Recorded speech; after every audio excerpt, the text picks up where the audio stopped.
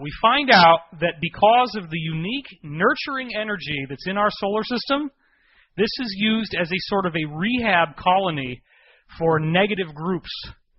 They were banished here by ETs from other worlds, other solar systems out there, that said, you guys are too warlike, get the heck out of here, we're sending you over there to rehabilitate. We're going to put you on a nice desert island. So we're Australia, we're Botany Bay, okay? Our solar system was a prison colony. Now they didn't, the good beings that did this didn't think of it that way, but the people who got sent here had a lot of enemies, and they pissed a lot of people off. Now, these original people had spent many, many, many millennia in space. And the longer you stay in space as a human being, because one of the things we learn is that everybody that is an extraterrestrial is some kind of hominid. They got a head, they got arms and legs. They could look a lot different than us. Every type of life that we see on Earth, whether it's birds, whether it's fish, whether it's reptiles, insects, every type of life on Earth has beings that look human or human-like that are derived from that type of life. So you have avian humans, you have simian humans that actually look more like monkeys than we do. You have some that have faces like felines, some that have faces like birds. They actually look like a bird head on a human body. Some of them look like reptilian heads on human bodies. Some of them have insect heads on human bodies. All these different types are out there. And it seems that different types that look more alike tend to stick together more. And that includes the reptilians, which happen to be the bad guys in the story. It sounds cliche, it just happens to be true. So these people have been floating around in the cosmos for a really long time, and they got very highly evolved to such an extent that they communicate by microvoltage changes in the glow on their face that's like broadband internet. So they can communicate much faster than speaking. And that's why for people like us to try to talk to these guys, it's almost impossible. They can't even imagine trying to speak in regular speech like at the speed that we do. It would be way too slow. Now, these folks are called in the insider world, the world of the Illuminati, they call them the progenitors. Now imagine that our space program, we start building ships that can travel out of the solar system. You know that they exist. You know that they got the Roswell crash, right? You know they reverse engineered it. You know about Area 51. Don't you think they'd fly into space? Don't you think they'd want to see some stuff out there once they got out there? Guess what they found? They found all kinds of build-outs inside moons and inside asteroids predominantly, where the entire room is built for people that are that large. Now, imagine walking into a room where the countertops alone are like 40 feet high. All the original equipment has been removed, probably because of scavengers, bone pickers. So a lot of what we find out there is big, giant, empty rooms that are massive in size with very massive doors that are like 100 feet tall. There's still, in some cases, machines that still work inside these facilities built by these very large extraterrestrials they call the progenitors. As I've been saying, the majority, according to the insiders I've spoken to, the majority of all the moons in our solar system have some degree of ancient bases inside them for people that are very, very tall. And in many cases, those bases have then been reoccupied later on. Because beings like these progenitors will come through and they'll build things out, they'll live here for a while, and then they mothball it and they go somewhere else. And then maybe for them, what might be just a few years, for us could be millions of years, they eventually come back and they reoccupy the facility again. So these facilities are ready to go. So in a lot of cases, we just fly in and we start building out what's already been built there, and it saves us an awful lot of time. So let's start from how our progenitors, as they're called, came in. They came in, and Neptune has a moon system, which I'm showing you now. And this is just to give you the sense of some of the stuff that's out there. All these different moons, or at least most of them from what I've been told from different people, and I got to combine it all together, most of these moons have settlements on them. Gigantic rooms inside. I've been told by one of the insiders, one of the original insiders, was that some of these moons, the entire inside has an atmosphere. And there is something like a geometric object, like those platonic solids, and you actually see trees, and lakes, and there's an artificial sun, and you can fly around inside that moon, and you can pilot the moon anywhere you want to go, and it's like a whole world built inside of it. That's an advanced, obviously very advanced technology that apparently is all over the place. You could have a whole world of people living inside this object, hiding from their enemies. Because these people, remember, were a prison colony. They were in trouble, and they were sent here to reform, and they also had enemies, and they were really worried about being attacked. And the idea here is that at some point, this group, which probably had a population of hundreds of billions of people at the apex of their civilization, their enemies came back, and they got wiped out. And of course, this brings us to the infamous monuments of Mars, which appear to be some of the survivors of what we're going to see became the asteroid belt. And after that, which was originally a planet, that's one of the things everybody on the inside tells you, is there was a super Earth in our solar system. Now, some people call it Electra, some people call it Tiamat. That's the two different names for it I've heard from the space program. After this planet exploded, and we'll get to that in a minute, the survivors apparently settled on Mars.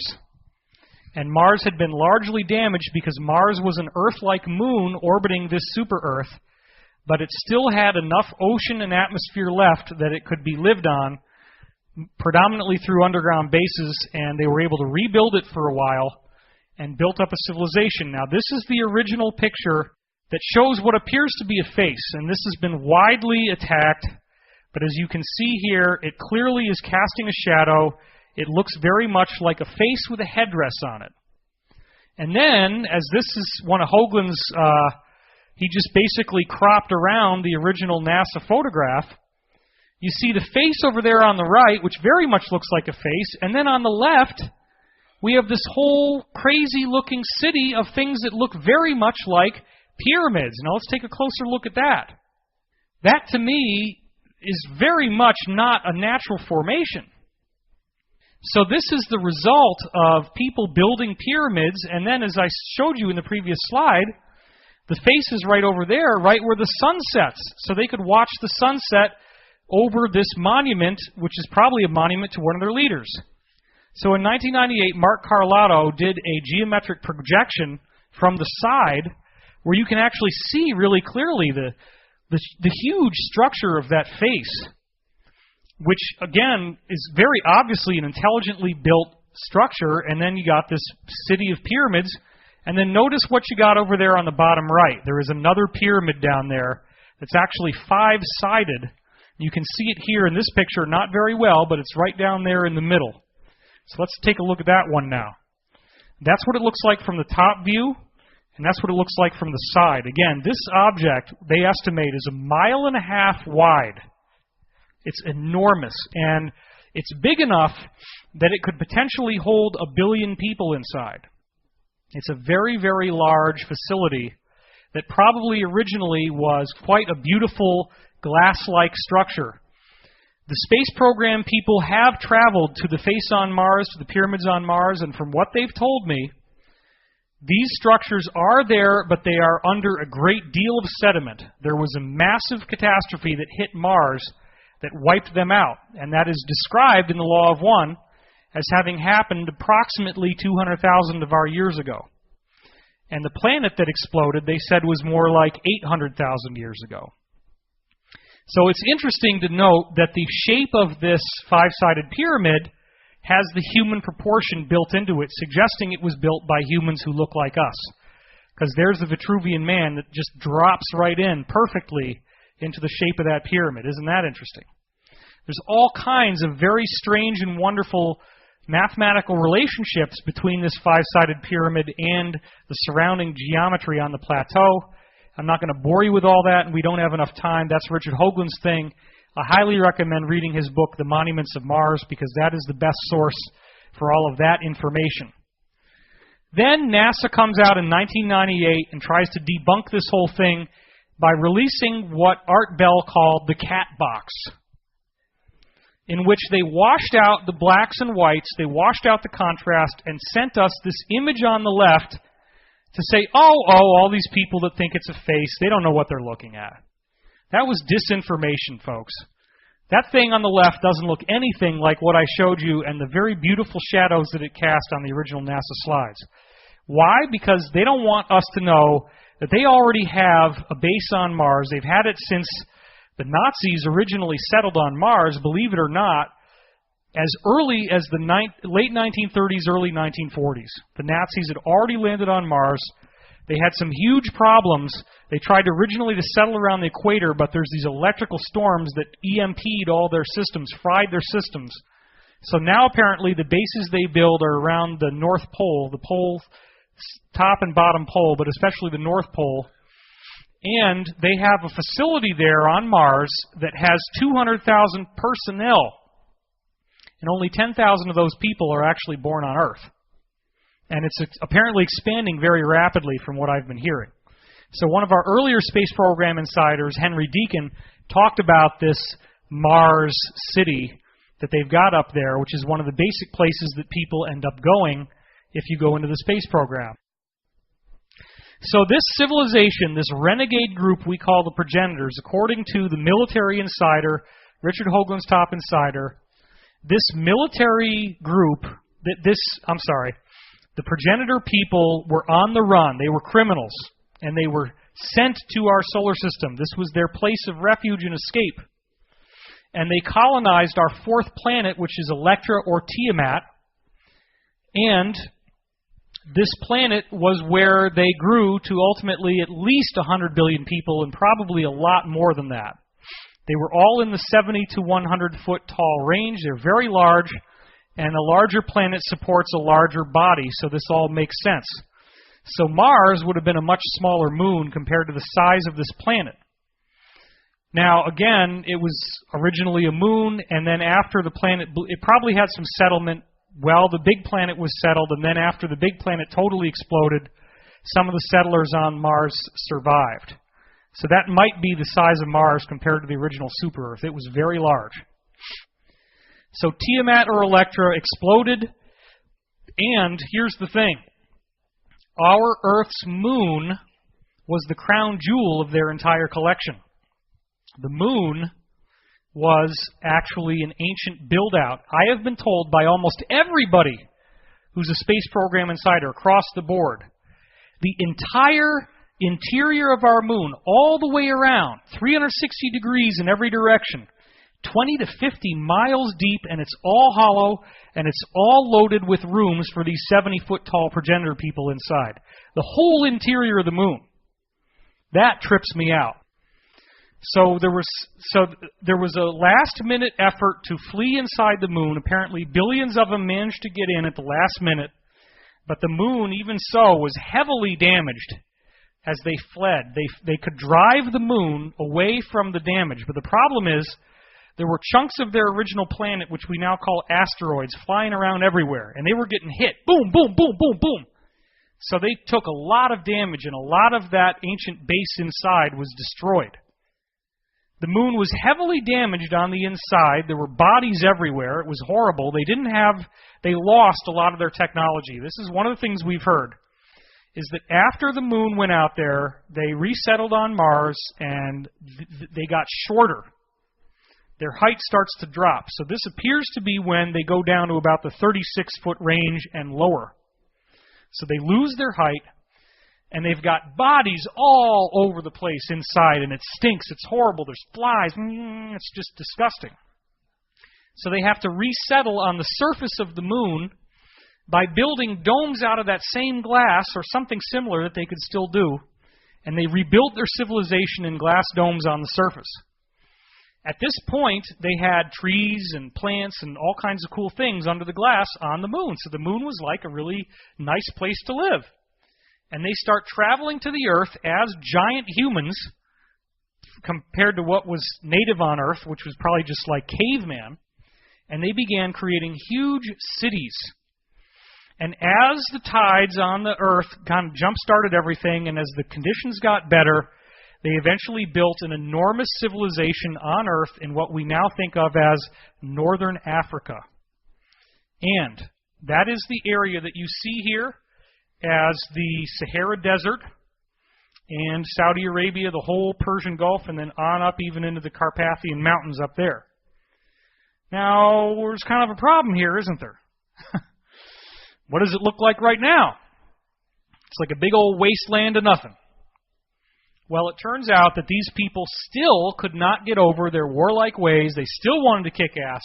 They still wanted to kill people. And eventually their enemies came and wiped them out again. And one of the most fascinating things the insiders told me is, forget about even leaving the earth. If you're a treasure hunter and you want to find good stuff, all you got to do is have the advanced satellite technology they already possess and start digging down in the desert, the Sahara. You could go as little as 40 feet down, sometimes up to 200-300 feet of sand down, and there is an extraordinary amount of technologically advanced artifacts down there. They're everywhere. The Egyptians then ended up eventually living on what was the surviving highlands, the only part that was left after this war, which was actually where the Great Pyramid is, where the Sphinx is, right up there, the top of the Persian Gulf, right up there between Saudi Arabia and Africa. That little tiny part was the highest area, and that's where civilization clung to.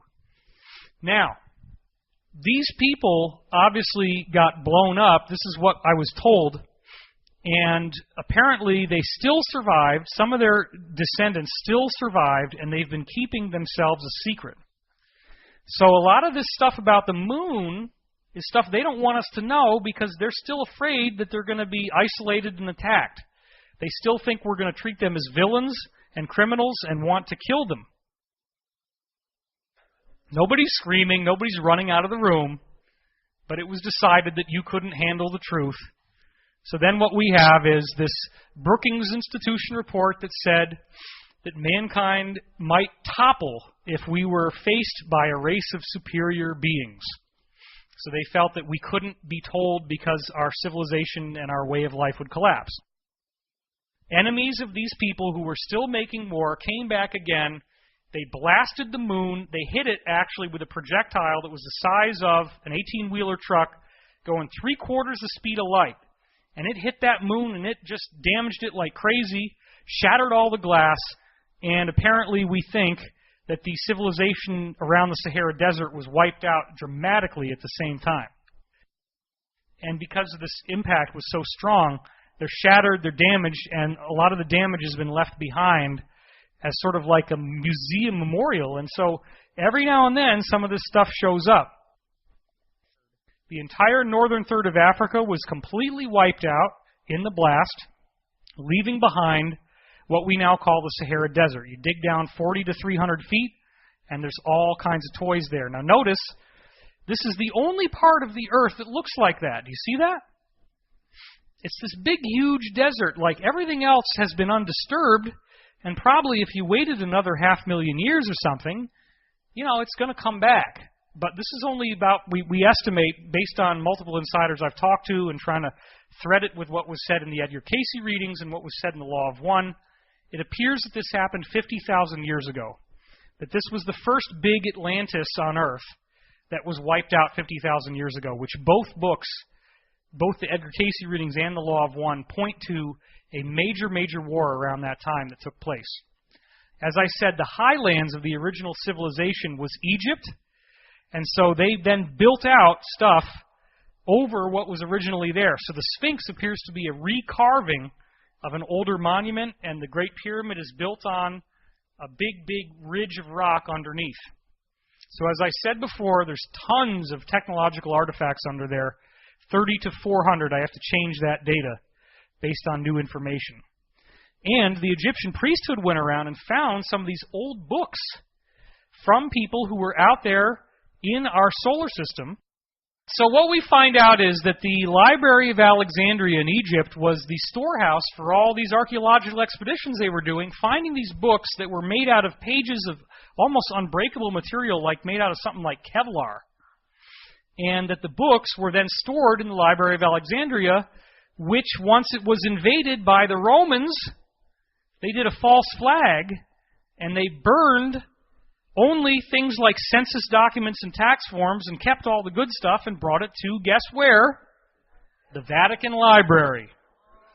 So one of my oldest insiders, Dr. Pete Peterson, was invited to go to the Vatican Library and allowed to read some of these old books, and he said that some of them had like barcodes on them, and all it was digital-looking code on every page.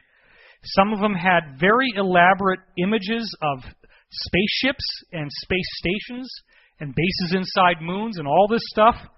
And the Egyptian priests had been able to translate some of this stuff, and so there were also books of translations in ancient Egyptian language and Greek and Roman, things like this, of what the actual original books said. So the books tend to have a solid color on them, like you'll have a blue cover or a red cover that's all leather. The books tend to have a buckle on them, so you actually can buckle it like your pants to keep it closed. And again, most of the pages are kind of like an off-white color, and they're made of some kind of indestructible material. There's also a whole series of books that are made out of metallic plates that have engravings on them. So this is something that's being kept in the Vatican Library. They don't want us to know because it has the history of these people. Now, if you hear about the Illuminati, if you watch the movie Eyes Wide Shut, you hear about something called the Saturn cult and the Festival of Saturnalia. Why? Because these people trace themselves back to the progenitors who had originally settled on Saturn. So if you look in Eyes Wide Shut when they're all wearing the masks, they do this dance where they go around in a circle, and that emulates the rings of Saturn orbiting. Because they trace themselves as the descendants of Saturn, and they believe that they're different from the rest of us, that they have extraterrestrial DNA that made them the gods. So there were a very small number of survivors when the moon was blown up, and they got out with only, apparently the story is, the moon was so badly hit that only a few of their damaged spacecraft got out, and their civilization on Earth was almost completely wiped out, so just a small number of them made it, and they crash-landed on Earth. And they then interbred with humans, which they were specifically warned not to do, and this created what we call, in the book of Enoch, the fallen angels. Their offspring, their children most likely, the hybrids of their own form, which was about 36 feet tall, and native people on Earth, became these 12 to 13 foot tall, red-headed, white-skinned humans. And white skin was not normal for the Earth. And this is preserved in a book that the Vatican did not want you to read, that wasn't even found until the 1800s, but it's very old. It's as old as the book of Genesis, called the Book of Enoch. It's a very, very important text. And I'm going to be doing a lot more about this as I go on, probably writing it into my books. The Scottish explorer James Bruce discovered several copies of it in Ethiopia in 1773. It was translated in 1821, and Jesus quotes from this book in the New Testament, so he obviously thought it was pretty important. The key chapters are chapters 1 through 36, called the Book of the Watchers, and it says that this man, Enoch, was Noah's grandfather, and that he lived for 365 years, so he was some kind of extraterrestrial. Enoch acts as a messenger for what appear to be benevolent extraterrestrials who had threatened these people on Earth, the Watchers, with total destruction that became Noah's flood. But before the flood, before their civilization was wiped out again, because we're now talking about 12,000 years ago, the big Atlantean flood, they used Enoch as a messenger to kind of cut a deal with the good guys, the benevolent ETs, and say, would you please not destroy us? In this book, the Book of Enoch, it says that there was only 200 of them that descended. They became the fallen angels. Lucifer was one of the fallen angels, interestingly enough. He was the leader. The insiders I've spoken to have said it's probably a lot more than 200, that they had interbred here for some time. They had huge population numbers again, and this event, Noah's flood, completely wiped them out. It says in 7:5 to 6 that they were cannibals. They began eating us, and they begged God for forgiveness in 13:4, and they were turned down, obviously. And then a great flood was created to cleanse the earth of these so-called Watchers, which they're still pissed off about and still punishing us for all these years later. Because we, i.e. non-extraterrestrial humans, were God's chosen, and they were the fallen angels, the cast-outs. So now they feel like they need to get revenge on us, and that we are the wicked and they are the just. And what does the Bible say? That the money will be taken from the wicked and given to the just. Well, that's how they justify the economic redistribution that they've done with things like the Federal Reserve, the IMF, the World Bank, and the Bank for International Settlements.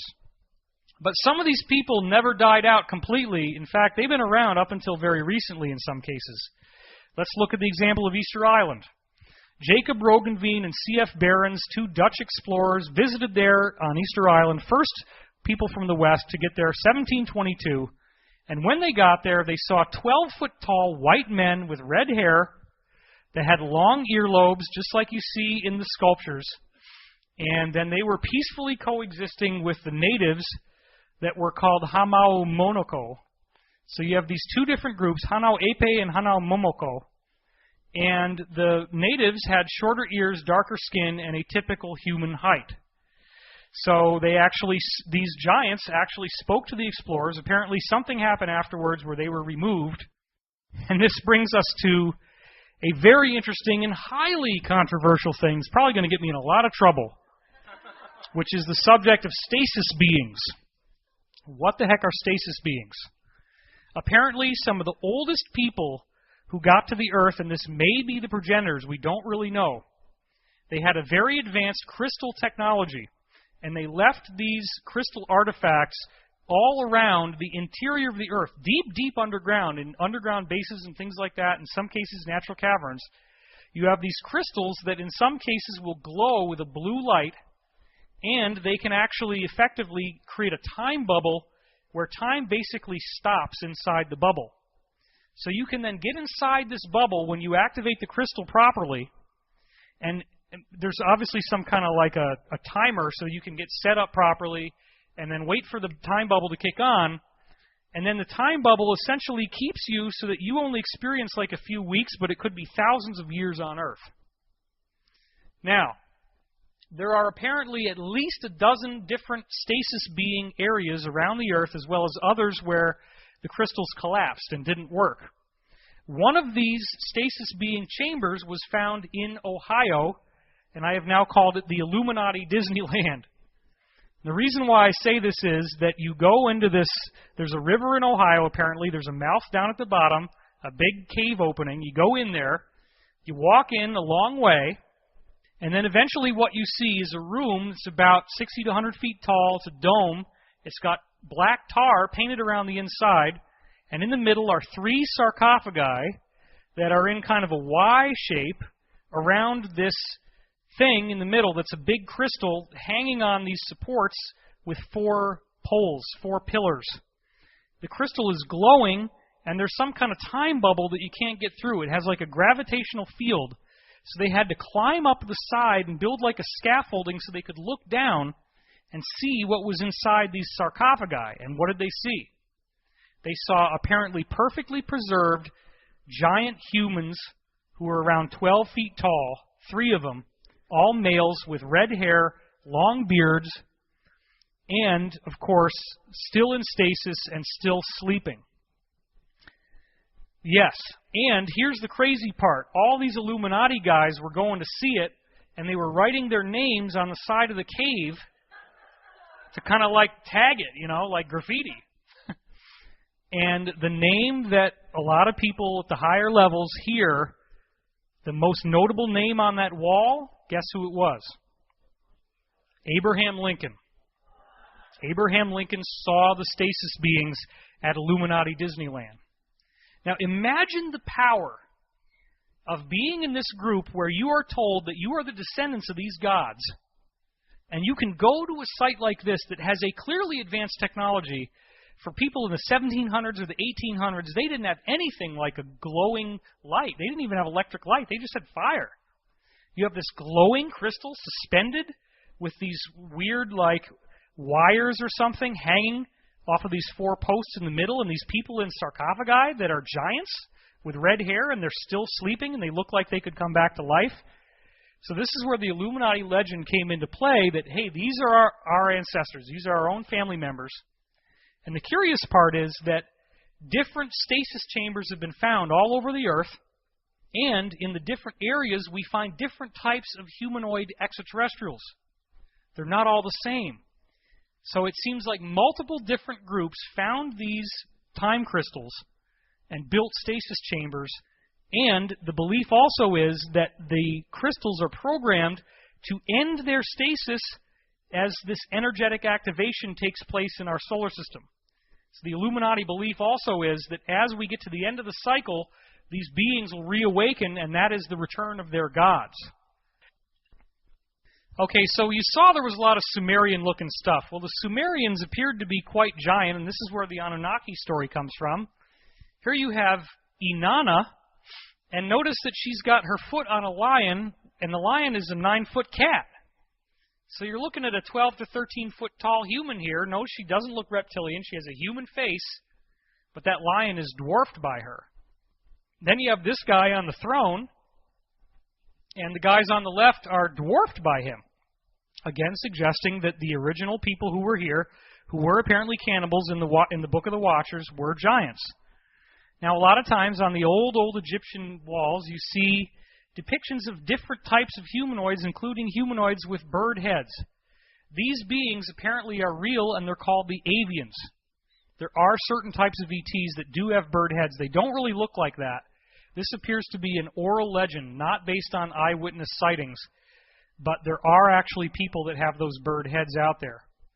Notice, of course, here that in this temple, look at the height of the doorway. You see the people walking in? You see how much that dwarfs them? That would be perfect for these Anunnaki gods to show up. Now, the original Egyptian god Osiris apparently was very tall, had green skin, had an elongated skull that you see on that hat, and next to the Sphinx he built this stone structure, the Osirian, which is made out of huge blocks, some of which are 100 tons. Notice that he is pictured with some of these people that have like the bird heads. There's an avian there on the right. You got a guy that looks like a native there who has brown skin. Then you have a woman on the left who looks really a lot shorter than Osiris. She's only about half his height compared to him sitting on that throne. And notice again he has the elongated skull. So that's one of the original pharaohs, and over time as they stay on Earth, the Earth's energy fields get to them and they lose their height. That's one of the first things that apparently happens. But for the most part, they retain the elongated skull. So Akhenaten, 15th dynasty now, so 15 generations after Osiris, they've gotten a lot shorter. He lost the green skin, but he's still got the incredible skull. This is a sculpture of Akhenaten. And notice that his hat actually looks like the edge of a UFO, suggesting that he came in a craft that was aerodynamic like that. Very interesting headdress. This is his wife, Nefertiti, drawn with an elongated skull. Another shot, apparently, of Nefertiti or one of their kids, maybe Ramses. Here's another shot of Nefertiti with the elongated skull. You'll see this happens over and over again. And then what do? They call this an artistic style. This is their daughter, Meritaten. Now, do you really think that if a guy was commissioned to do a royal sculpture and he screwed up the way your head looks this much, and he cuts off all your hair, and he doubles the length of your cranium to create this weird, superhuman-looking monstrosity, if that wasn't the way they really looked, do you think he would have gotten out of that room alive? No, you're seeing it, and the Illuminati laugh at you. Because this is right out there at the German museum, the Berlin National Museum, and people say, oh, it was just an artistic style. No, this is the big secret of the Illuminati. This is their daughter thinking that it would look sexy to stick a piece of hair on one side of her bald head. I don't know. I think she ought to work on that look a little bit. I'm not really feeling it. Just call me crazy. Notice also this is Nefertiti's body, that she has apparently a longer spine than we do, and more weight around the midsection. They all seem to have this funny little pot belly and a very narrow rib cage. It's different physiology. They're not quite the same. There's another shot of them with this really narrow rib and then the funny pot belly. Now here we see on the right people with elongated skulls, and on the left people bowing to them in supplication who have normal skulls. And notice that all the people with elongated skulls have winged discs that they're wearing on their heads, suggesting that they got here originally long ago in flying discs, and they are the descendants of the gods. The Illuminati trace themselves as the descendants of these people. So these people were wearing masks in some cases. They came here, and they were the giants, and they wanted human sacrifice. So look at this big guy on the throne, And there has been a war going on to stop this kind of bullshit from happening. And these people have now had their ass kicked. These giants are not on Earth anymore. We've gotten rid of them. But the war still isn't over. It's still ongoing. And apparently these giants, these Anunnaki, are still working through our governments and still trying to win this war that they now know they cannot win because it's too late for them. Once this solar system change happens, it's all over. So there's been a lot of ETs that have showed up all over the planet. The Australians have the Wandjina. Oh, they got stuck with the bad end of the stick on that one, didn't they? We don't like those types. Let's get those out of here. Now, remember, the Illuminati have said that they are the descendants of the giants. Turns out this bloodline, the Diest bloodline, is the central root that connects to all the different European Illuminati families. And they come out of Rome. So this is very unusual, but this was probably one of the last times these people came out in the open. So, up until the 1700s, these giants were still walking around in America. And if you do some digging, the New York Times has some articles that show us these giant skeletons. November 21st, 1856, from the New York Times, we see the description of a skeleton that was found 10 feet 9 inches in length. December 25th, 1868, there was an expedition found in Minnesota by the Sank Rapids Water Power Company, and they were quarrying rock, and they found a 10-foot, 9.5-inch tall skeleton, and the bones alone weighed 364.25 pounds. And they say the body must have weighed at least 900 pounds, so this was a giant. New York Times, September 8th, 1871. Here it is right here. You can look this up. They're still available on the New York Times website. Said that they found giant skulls where the bone itself was nearly an inch thick. Pretty crazy. And the body was 8 or 9 feet tall. There's nobody like that here now, not even basketball players. New York Times, February 8th, 1876. As you can see right here. 3 skeletons were found nearly 9 feet in height in this one dig. Then we have August 10th, 1880. And in this one, we see that there were skeletons that were 11 feet 3 inches long when they were found. May 25th, 1882. This was a mound that was 60 feet in diameter and 12 feet high, in which they found giant skeletons inside. November 20th, and you're going to see this mound thing over and over again. There's lots of mounds that have been built in America. They've all been suppressed. We can hear a little bit about it, but the whole science has been erased by the descendants of the Cabal, Freemasons, Illuminati. They don't want you to know about this. There's mounds all over America, specifically in Ohio, Wisconsin, West Virginia are some of the biggest places, on through Pennsylvania, even New York in some places, the New York State. So here we got November 20th, 1883. And in this case, they unearthed a 7-foot skeleton in a 50-foot mound.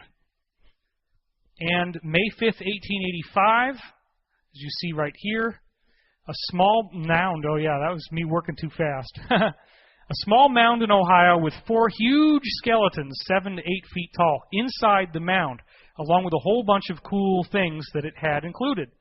So these giants, when they died, they'd bury themselves in these mounds, and we're now finding all these giant skeletons, and this is published in mainstream news, February 9th, 1890. Here again, this is in Pleasantville, New Jersey now, and what we see here is that they had a large mound with 8 bodies, 7 to 8 feet in height, and over 50 bodies in the mound altogether. You're probably starting to ask yourself, where the heck did all these skeletons go? Well, the Cabal created this thing called the Smithsonian Institution. And they say, oh, bring everything to the Smithsonian. We'll take care of it. It was the best false flag ever. Because the Smithsonian got all of those things, and now it is illegal to own or to publicly display any giant skeletons because it's considered desecrating Native American ruins. So there's a law on the books that makes it illegal for you to ever have any of these on display. So I hope you can see that what we're dealing with here is a very fascinating investigation that is far-reaching in scope, that has huge implications for what's going on in today's world. And all of the things that I'm telling you are part of this long-term battle for the future of the human civilization. What are we going to do on Earth? Where are we going? This geometric energy that we're made from has been around the whole time, and there's lots and lots of different people out there in the cosmos. We are made to ascend. The Illuminati cabal claims to be the descendants of these giants that were extraterrestrials, and I've now charted out the whole history that's never before been presented to the public. What you have just seen here is the very first time that anybody outside of a small circle of elite has ever gotten to hear and see the information that I have just presented to you.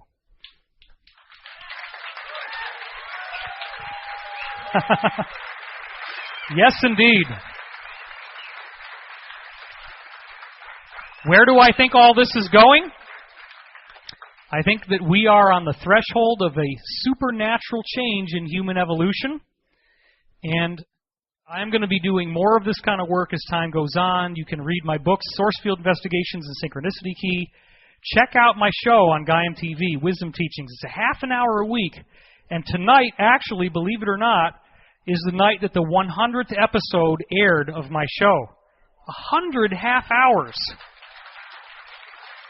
So, none of this stuff that I just showed you is on Gaiam TV, and it's getting harder and harder to outdo myself now, because so many of the conferences that people used to pay $300 to see are all free on Gaiam TV now. At least the 10-day trial is free. Then it's $9.99 a month. So anyway, there's a lot more to discuss, and I've done so much work. You can read my articles. I've done arguably more free stuff than anybody else in my field. There's a whole book on my website called Financial Tyranny, read by 1.5 million people, that's free, totally exposes the Illuminati, all the stuff they're doing with the financial system, and the subject of the ascension is really big. I want to thank all of you for coming here. This has been totally awesome. I'm still alive. We made it. Thanks, everybody.